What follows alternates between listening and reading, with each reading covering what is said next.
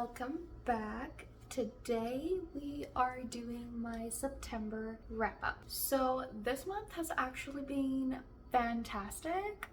Unheard of for me. I think the last fantastic month I had was January, so that says a lot. But genuinely, what a great month. So the first book that I read was Long Live the Pumpkin Queen by Shea, Ernshaw, and I finished that on the 3rd of September. I ended up giving this book a 3.5 stars, and it was really fun. It's basically just a continuation of The Nightmare Before Christmas, where Sally and Jack are married, and it's basically just Sally's story about her adapting to being the Pumpkin Queen. And it was very cute. I enjoyed it, and it was a very fun but short-ish read. Next, I finished A Witch's Guide to Fake Dating a Demon by Hawley, and I finished this on the 8th of September. This was such a fun little book. I've been wanting to read it for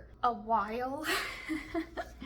I've been wanting to read it for over a year now. I saw it last year and I've been wanting to read it ever since, and I finally just decided to get it, and it was a really, really great story. Overall, it was fun and exactly what I was looking for. There were a few things I didn't like, but it wasn't overly serious. So overall, it was a 3-star. Don't know if I've said that yet. And I just enjoyed it. It was exactly what I was looking for. And basically, this book is about a witch called Maehrer, and she is prophesied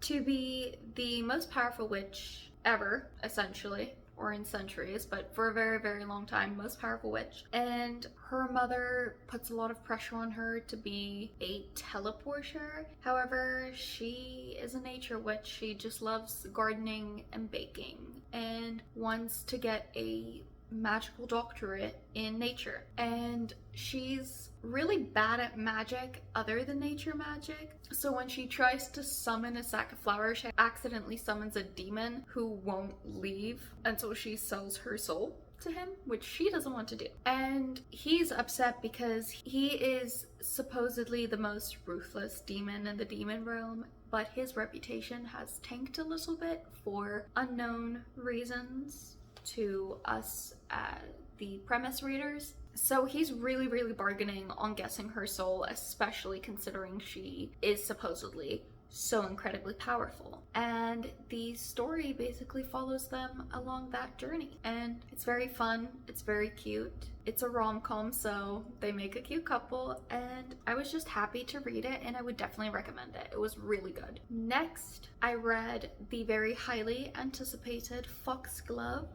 by Adalyn, which is the sequel to Belladonna, and I finished this on the 11th September with a rating of 4.5 stars. It was truly a phenomenal book, and I enjoyed every second of it. It was so tense that I physically couldn't read it. I had to listen to the audiobook, but it's a really, really great sequel. So essentially what happens in this book is, in the first book, she meets death and she has to solve this murder mystery, and now in the sequel, his brother Fate comes into the mix, and there's still like a murder mystery that needs to be solved, but it's a different one from the first one. But not only does Signa have the murder mystery she needs to solve, but also Fate is causing ruckus, and her relationship with death is still developing and everything. So it's a tense, interesting, exciting read, and I absolutely cannot wait for Wisteria to come out next year. It's gonna be very exciting. I really, really hope the cover is blue.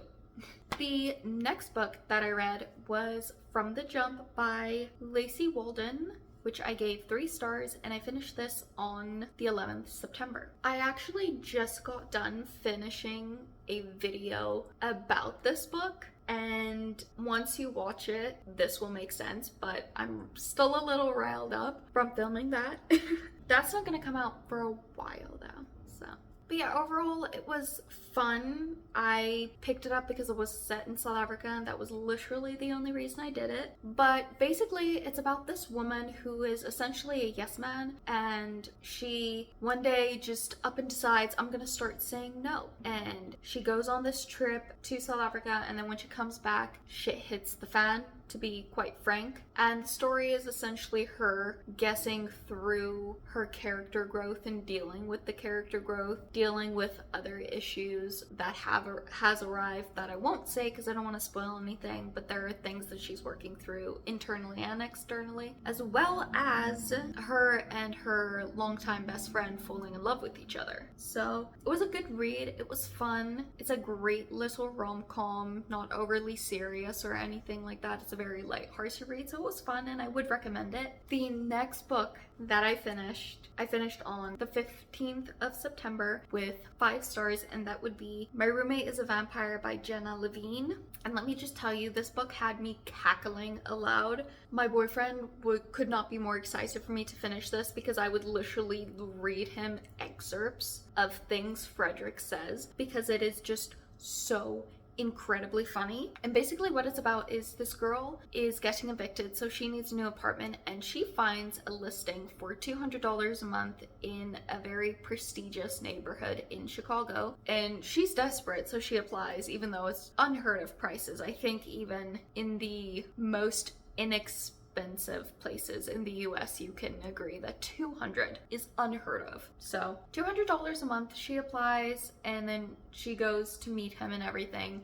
She finds out he's really weird and really hot. He's really weird and really hot, and essentially she figures out he's a vampire and has to help him learn to be human and how to live in our current society. But basically how I would describe this book is, imagine if Dracula was insanely attractive and just like went to sleep in 18 whatever he existed in and just woke up today. That's this book. It's so funny. I genuinely, I want to reread this so badly, but I would love to do it in the winter in a place where it snows, since this is set in Chicago. It's like very cold atmosphere, and it's really great. It's so funny. It is so unserious, this book, and like genuinely not an ounce of seriousness in any of these pages, and it's wonderful. It's wonderful. So 10 out of 10 would recommend. It is so stupid. It's amazing.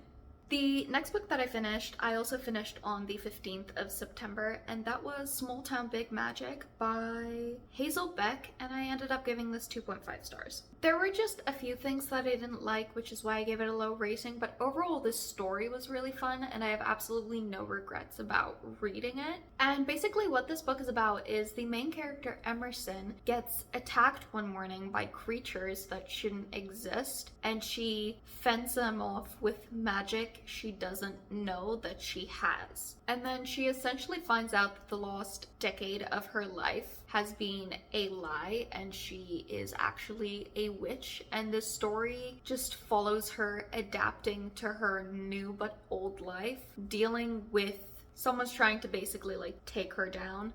So she's dealing with that. She's learning how to be a witch again, whilst also falling in love with her like childhood friend, but not just like they've been friends their entire lives, and they've been like kind of in love with each other their entire lives, don't know it kind of situation. It's fun though. So it was a good read. I would recommend. There were just a few things that I didn't like about it. I found the descriptions to be kind of lacking a little bit, and there was this one part where the love interest's name is Jacob and she says my Jacob, and I got fevered Twilight flashbacks and I couldn't deal with that. So the next book that I read is House Across the Lake by Riley Sager, which is actually very highly anticipated for me, and I finished this on the 19th of September, and this one was, surprise surprise, 5 stars. Are we shocked? No, we're not, because this month was wonderful to me. So this book is insane. I finished the second half in one day because I just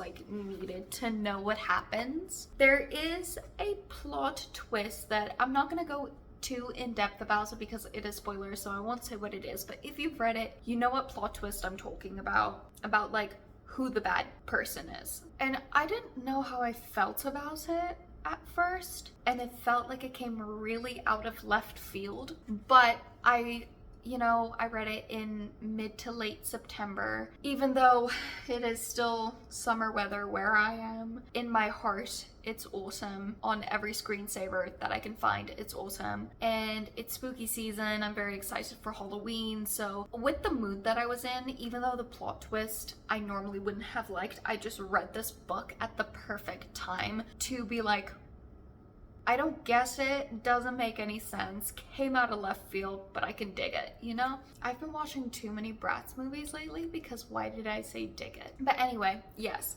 came out of complete left field, was insane.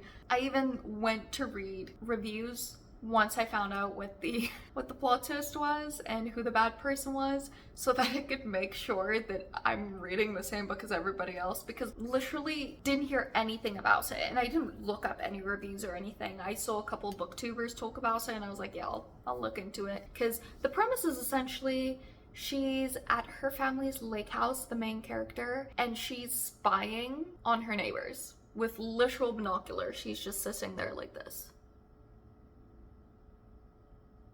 And then the wife goes missing and the husband's suspicious. So I was like, it sounds like it's up my alley in terms of murder mysteries. Murder mysteries, that's just what I call mystery thrillers for some reason, but it sounds like it's up my alley. The autumnal vibes were superior, truly, and it was just really, really fun. I definitely would recommend it. However, this book definitely is either you love it or you hate it. I can definitely see how that plot twist a lot of people would not vibe with. So just be warned about that. If you do decide to pick it up, there is a chance you might not like it, but that's, it's just like, are you willing to go with the absurdity of it all? That's really, honestly, all that I can say without spoiling anything. But it was great. I loved it. 5 stars. Mwah.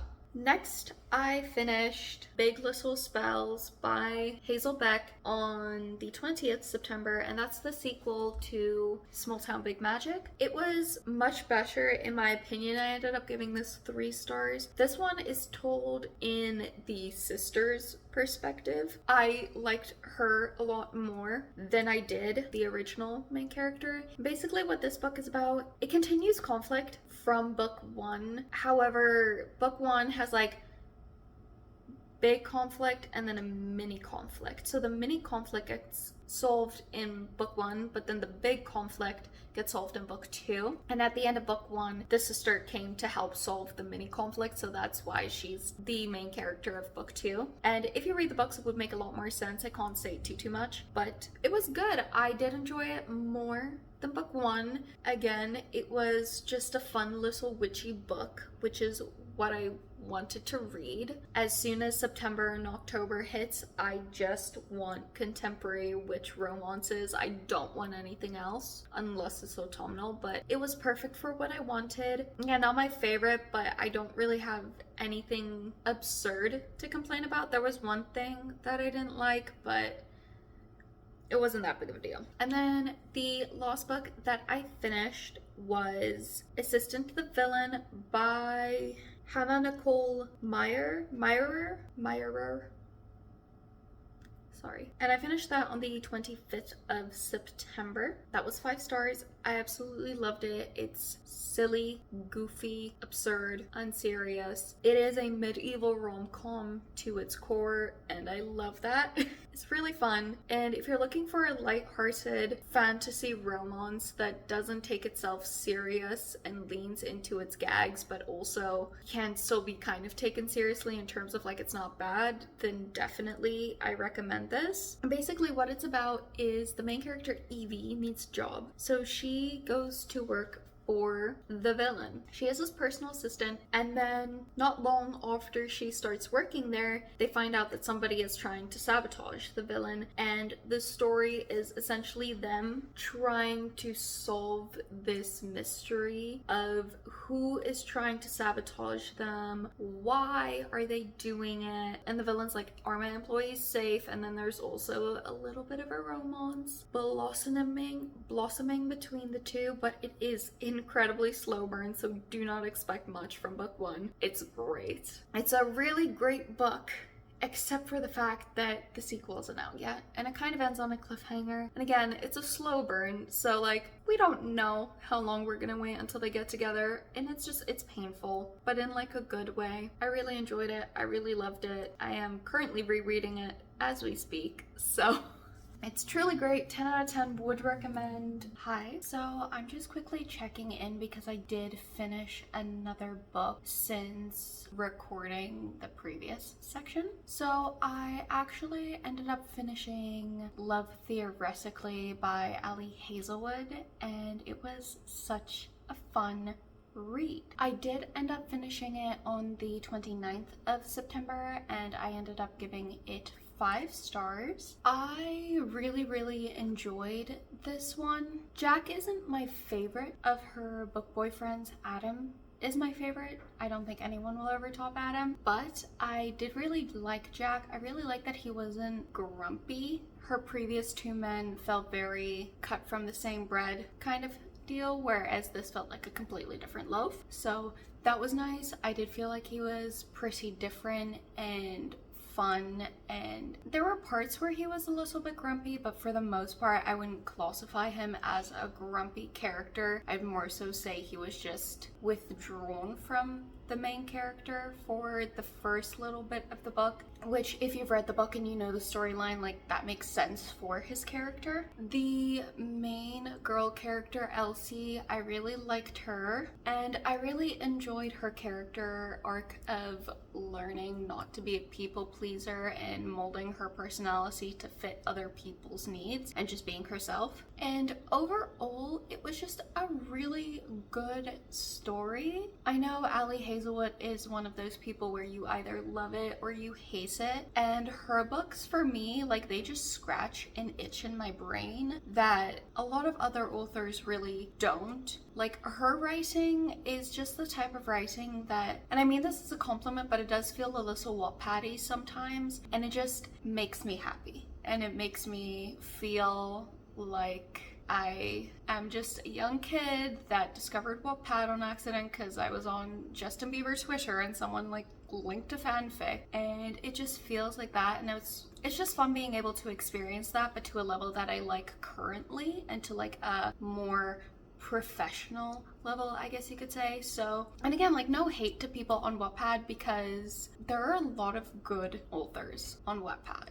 So, like, I don't mean any hate to it, but there are also just a lot of bad books on Wattpad.